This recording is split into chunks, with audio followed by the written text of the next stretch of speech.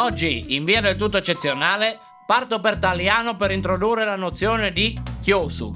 Il Chiosul è una realtà metafisica, assai concreta nella sua astrattezza. Di Chiosul, o Chiosui, ce n'è uno, nessuno.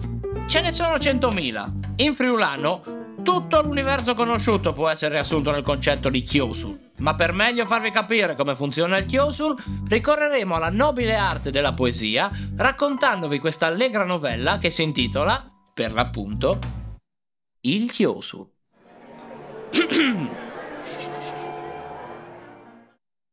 Il Chiosul. Il Chiosul è un arganio anche un imprest, che qualchidun lo scambia per tramai. È il nome di un sconosciuto o di un forest, che tu hai in ponte di lenghe, ma non li es mai. A chiase di meagne su a paluce, alle che il calstasse un prat, che le barbir. Se invece voi a tu miece domandi in place, mi dici che di lavoro alle pompir. Lucir di spesta casselle il murador. E al crida plen polmons che il biad garzon, che invece che passai di corse il Chiosul, i porte camartiei, Claut e entie fratons. Menone, che di nevozan da une tasse, aveva in casin sacire il non di un, e allora, a partire dal più vecchio, tancan de masse, io elenche bie in ordine, a un. Ma entie quanca finit per fin las nieces, nue, che il disgraziato di non salte fuori. E allora, per non perdere tempo pensa a masse, appare fuori un Chiosul e mandi e grazie.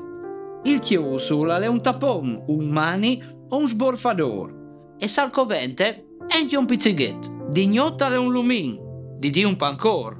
Lucire in ta cugine o so da liet. Non sei sicuro che il Chiosul al sedi clar, o che sedi in rivaz a capillo ducci. Però, cal sedi ciondar o enche mucul, pues dios che di sicuro aluan i fruts. Varei capit che il Chiosul al cambia di spesso. Per me al vuol dire une robe, per te qui sa. Ma se non ti impezzi sulle parole, sta quiet. Il Chiosul ha dato una man al vegnarà. Fantad, mi raccomandi, prendi stiampà, impensiti di fracacchi sotto il Chiosul e notiti al canale. Ti saluti!